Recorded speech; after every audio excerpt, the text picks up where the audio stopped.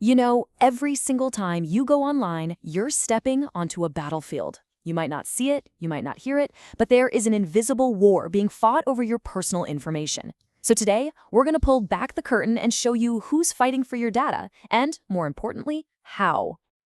Think about it. Every click, every swipe, every photo you like, it all leaves a digital footprint. We call it a data trail, and it's so much more than just your browsing history. It's where you are, what you buy, even who you talk to. So who's on that trail? Sure, advertisers are there, but so are corporations, governments, and yeah, even criminals. The real question isn't just who is following you, but what do they want? All right, so before we can even think about building our defenses, we have to understand the attack, right? So let's start there. Let's take a closer look at that invisible data trail you leave behind and break down the two main ways your data gets collected. One you know about and one you probably don't. Okay, so think about the last time you ordered a pizza online. You punch in your address so they can deliver it. That's overt data collection. It's an upfront, totally necessary exchange. But what if that same app is also quietly tracking your location 24/7, even when it's closed? Or maybe it's scraping your context list. That's the concealed stuff. It's the data that's gathered in the shadows, often without a good reason and definitely without you really knowing about it. And at the very heart of all this risk is something called PII. That stands for Personally Identifiable Information. This is the crown jewel, folks. It's your name, your address, your social security number, anything that points directly and uniquely to you. When this stuff gets collected secretly, it's not just a little creepy. It becomes the raw material for identity theft, for fraud, and for all sorts of manipulation. So if our data is constantly under siege, how in the world do we fight back? Well, we build a fortress, a digital fortress. And our first line of defense is a whole set of technical controls. These are the high-tech walls, the moats, and the guards that stand between our information and anyone who wants to get their hands on it. Now, the absolute cornerstone of any good digital fortress has got to be encryption. The best way to think about it is like writing a letter in a secret code that only you and your friend can understand. That's what encryption does. It scrambles your data into unreadable nonsense. So even if a thief manages to steal the letter, without the secret decoder key, it's just a bunch of gibberish. It's all about confidentiality. Next up, we've got something called data loss prevention, or DLP. So if encryption is the unbreakable lock on your files, think of DLP as the super vigilant security guard who's always watching. This system is basically trained to recognize sensitive information, like that PII we just talked about, and physically stop it from leaving the building. It's what keeps someone from, say, accidentally emailing the entire customer list to the wrong person. But hold on. What happens when you actually need to use the data for something like research, but you can't expose anyone's real identity? You can't just keep it all locked up forever. The solution is actually pretty clever. It's a strategy called de-identification. It's like hiding the data in plain sight by surgically removing any piece of information that could trace it back to a real person.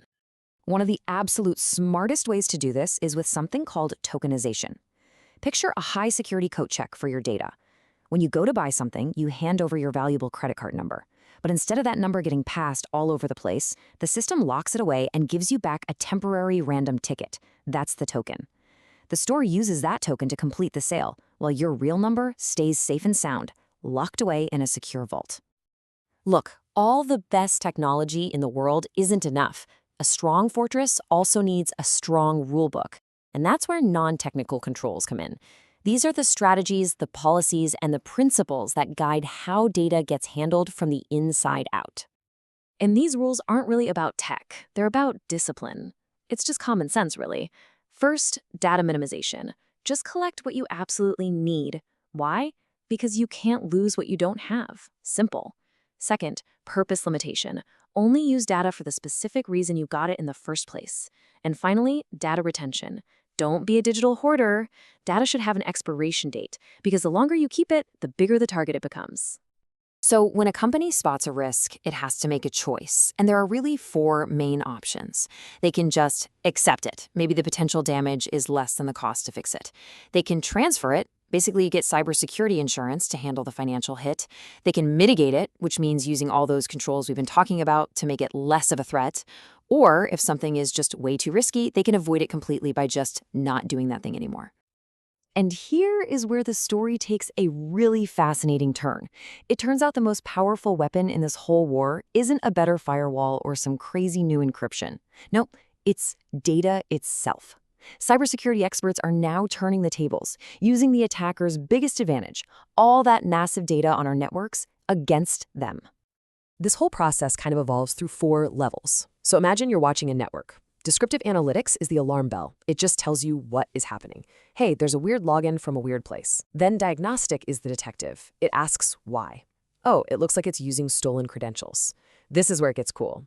Predictive is the fortune teller. It says, based on this pattern, the attacker's probably going to go for the financial database next. And finally, prescriptive analytics is the strategist. It tells you what to do. Lock on that database and freeze the account now. So what this all means is that cybersecurity is no longer just about building higher walls and waiting for an attack. It's about becoming a proactive hunter. Instead of waiting around to get hit, analysts can now spot those faint signals in the data, track the bad guys, and shut them down before they can ever cause real damage. And this whole evolution brings us directly to the next great battlefield, maybe the final frontier in this war for our data: artificial intelligence. You can think of AI as data analytics on autopilot. Its engine is something called machine learning, or ML, which lets it comb through billions of data points, find patterns a human could never hope to see, and actually get smarter over time. The more data it analyzes, the better and faster it gets at its job, all on its own. And this brings us right to the heart of the conflict in modern cybersecurity. It's like an arms race. On one side, you have AI defending our networks, spotting threats at superhuman speeds. But on the other side, attackers are using their own adversarial AI. They use it to craft brand new attacks designed specifically to trick our defensive AI, or even to poison the data it learns from, basically turning our own greatest weapon against us. So, this leaves us with a huge, critical question. In an age where the attackers and the defenders are both AIs, learning and adapting millions of times faster than any human possibly could, who wins? Who is going to win the war for our data? The answer to that is going to define not just the future of technology, but the future of our privacy.